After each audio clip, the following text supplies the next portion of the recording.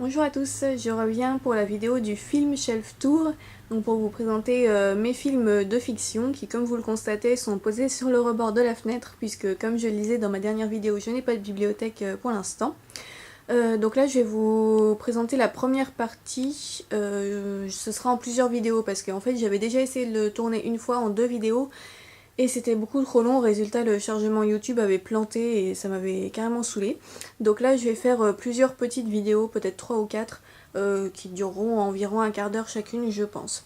Donc là je vais vous faire la première ou les 2 premières. Donc on va se rapprocher.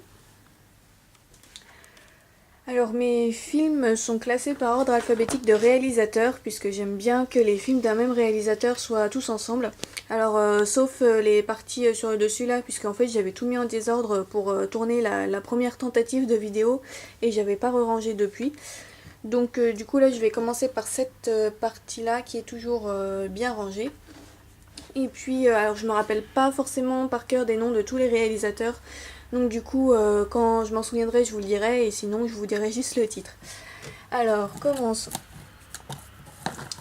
Donc ici nous avons Gone Baby Gone. Donc ça, c'est adapté d'un roman de je ne sais plus qui. C'est le gars qui a écrit Mystic River aussi. Mais je n'ai lu aucun de ces 2 romans, donc je me rappelle plus du tout le nom de l'auteur. Quoi qu'il en soit, j'avais envie d'acheter cette adaptation parce que le rôle principal est tenu par Casey Affleck. Ici, qui est mon acteur préféré, mon acteur masculin préféré. Je le trouve vraiment très talentueux. Et là encore, dans ce film, il m'a pas déçu. Donc c'est un thriller dramatique, assez émouvant. Et voilà, avec des acteurs qui jouent très juste. Et bon, il y a mon préféré, donc forcément, voilà. Alors tous les films que je vous montre, c'est des films que j'ai bien aimés en général parce que je ne conserve pas les films que je n'ai pas aimés pour des raisons de place. Ensuite, nous avons Morse, donc ça c'est de Thomas Alfredson, c'est un film suédois, une histoire de vampire très spéciale. Moi j'ai bien aimé, mais alors c'est vraiment un univers très particulier, c'est assez violent aussi, c'est assez gore. La scène finale est un peu spectaculaire et en fait il y a quelques scènes là-dedans qui sont complètement extraordinaires. En fait, il y a une scène avec des chats notamment où franchement c'est à la fois hyper kitsch et en même temps ça passe bien je trouve. Enfin voilà, c'est assez spécial mais moi j'ai beaucoup aimé et le mythe du vampire est exploité de façon intéressante. Ensuite nous avons Kaboom de Greg Araki qui est sorti au cinéma il y a quelques années. Donc c'est une comédie complètement délirante qui part en gros n'importe quoi sur la fin. Et avec laquelle j'ai passé un bon moment. C'est assez spécial encore une fois, mais c'est très drôle. Après, nous avons Requiem for a Dream. Donc ça, c'est de Darren Aronofsky. Et alors là, c'est pas drôle du tout. Ceux qui l'ont vu comprendront ce que je veux dire. C'est un drame absolument terrible, tragique. C'est le film qui m'a fait découvrir Jared Leto et qui m'avait fait forte impression dans ce film-là. Et franchement, voilà, c'est un petit peu déprimant. Donc ça parle de la drogue, de la spirale de la drogue et ça se passe à New York. Ça met en scène 2 adolescents et voilà, c'est vraiment pas une histoire joyeuse du tout, mais c'est un très beau film, très réussi. Ensuite, nous avons Un prophète de Jacques Audiard qui a eu le Grand Prix du Festival de Cannes en je ne sais plus quelle année. Très bien aussi, j'ai envie de dire pour une fois un bon thriller français, parce que souvent je trouve que les thrillers français sont pas terribles par rapport aux grosses productions hollywoodiennes, etc.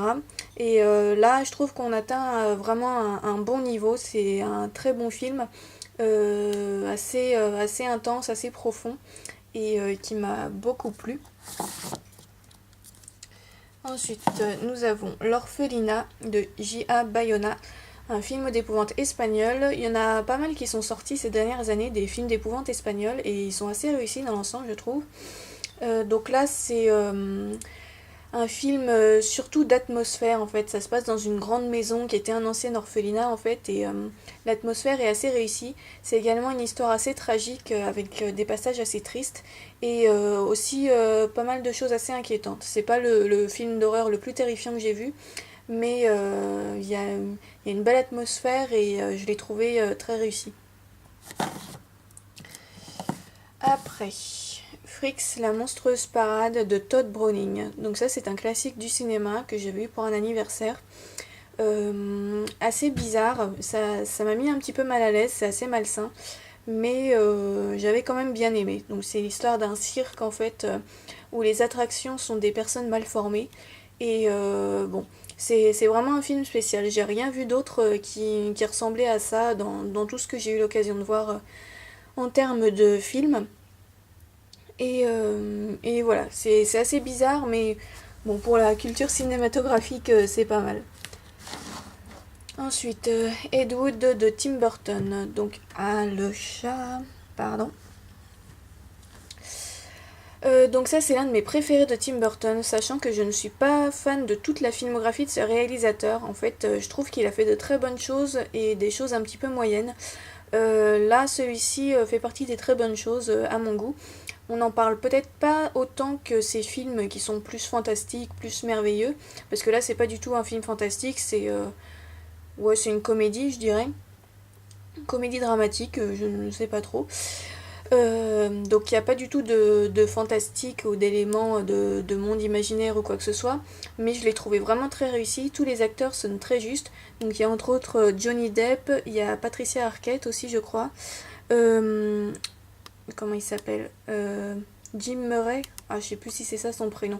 Enfin bref, il y a des acteurs, vraiment des grands noms du cinéma, et c'est très très drôle, très réussi.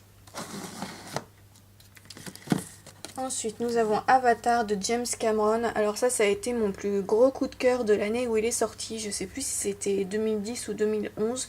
Mais voilà, quoi qu'il en soit, je suis allée le voir 2 fois au cinéma, tellement j'avais adoré. Et bon, là pour le coup, je suis pas du tout originale, mais voilà, c'est un film qui m'a transportée vraiment. J'ai été très émue, complètement emportée par l'univers, par l'histoire. J'ai adoré le message véhiculé par le film, etc. Voilà, ça a vraiment été un super coup de cœur. Et bon, bah, je pense que vous connaissez, je vais pas épiloguer dessus pendant 3 heures. Ensuite, j'ai Ne le dit à personne de Guillaume Canet que j'avais étudié à la fac puisque j'avais fait 2 ans de fac de théâtre cinéma. Et on avait fait tout un truc sur Guillaume Canet. Donc celui-ci, c'est encore un thriller français que j'ai trouvé assez réussi. C'est adapté d'un roman de Harlan Coben. Je n'ai pas lu le roman, mais d'après ce que j'ai compris, l'adaptation est très différente du livre. Ça se passe pas dans le même milieu, pas dans le même pays évidemment, puisque donc Harlan Coben est américain et Guillaume Canet est français et il a tourné le film en France. Donc voilà, les deux sont assez différents. Mais quoi qu'il en soit, le film m'a bien plu et c'est avec François Cluzet notamment dans le rôle principal. Pardon, je cadre pas très bien. Donc un acteur encore que j'aime bien, François Cluzet. Après, nous avons... Alors attendez, parce qu'il y a tout qui se casse la gueule au-dessus. The Big Lebowski des frères Cohen, avec entre autres Jeff Bridges, John Goodman, voilà, vous voyez un petit peu les noms des acteurs au-dessus. Une comédie que j'ai bien aimée, qui est assez marrante, bien dans le style des frères Cohen. Là, c'est surtout l'interprétation de Jeff Bridges qui m'a plu. Ça fait assez longtemps que je l'ai vu, je m'en souviens pas hyper bien, mais voilà, c'est l'un des films des frères Cohen qui m'a bien plu, parce qu'avec ces réalisateurs, je trouve qu'ils font des bons films, mais souvent il y a quelque chose dans leurs films qui me met mal à l'aise. J'en ai vu quelques-uns d'eux, et je me souviens que le film Fargo m'avait pas vraiment plu parce que je l'avais trouvé bien, mais il m'avait mis trop mal à l'aise. Je l'avais trouvé trop malsain, trop je sais pas, trop cynique. Enfin, je ne sais pas trop comment dire, mais voilà, je suis pas toujours très réceptive à leur humour noir, mais là The Big Lebowski, j'avais vraiment bien aimé. Ensuite, nous avons Esther. Alors ça, je ne sais plus de qui c'est. C'est un film espagnol. Enfin, le réalisateur est espagnol, mais le film est tourné en anglais et il a été tourné aux États-Unis, si je ne me trompe pas. Film d'épouvante, enfin d'épouvante. Oui, enfin thriller que j'ai vraiment beaucoup aimé. Je l'ai regardé plusieurs fois. Donc c'est l'histoire d'une petite fille diabolique qui va un peu martyriser sa famille d'accueil après avoir été adoptée. Et voilà, c'est vraiment un film assez noir, angoissant, que j'ai trouvé très réussi.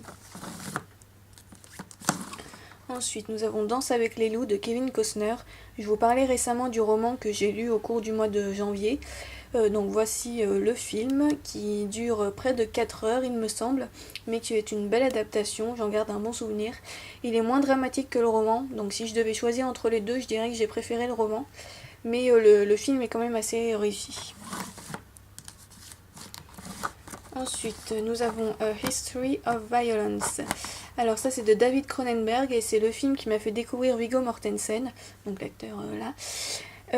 Très très bonne surprise que ce film, je l'avais acheté un peu par hasard à la FNAC, il était en promotion, je l'avais pris sans trop savoir à quoi m'attendre et j'ai vraiment été bluffée par ce film.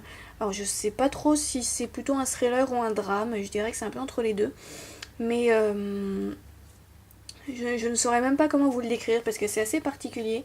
Il n'y a pas tellement d'intrigue en fait, c'est plus la présentation de la nature humaine, je dirais. Bon, là, c'est exprimé de façon un peu. Voilà. Mais, ouais, en fait, tout est basé sur la psychologie des personnages. C'est très psychologique comme film. Et les acteurs sont vraiment super. Voilà. Je sais pas trop, en fait, j'arrive pas trop à mettre les mots sur ce film. Mais il m'a fait une impression qui m'a beaucoup marqué. Et ça a vraiment été une très belle découverte. Après, nous avons La Ligne Verte. Donc ça, c'est j'ai oublié le nom du réalisateur. C'est avec Tom Hanks dans le rôle principal. C'est adapté d'un roman de Stephen King que je n'ai pas lu. Mais j'ai adoré le film. C'est un film très connu. Hein, il est considéré comme un chef-d'œuvre. D'ailleurs, c'est marqué là sur le côté les films qu'il faut avoir vus dans sa vie. Voilà. Du coup, je sais pas si vous allez voir l'image dans le bon sens, mais bon, bref. Par contre, j'ai un peu peur de le revoir celui-là parce qu'il y a une scène dans ce film qui m'avait un peu traumatisée. Je l'avais trouvé très choquante. Donc du coup, j'ai pas osé le re-regarder, mais voilà, j'avais grandement apprécié.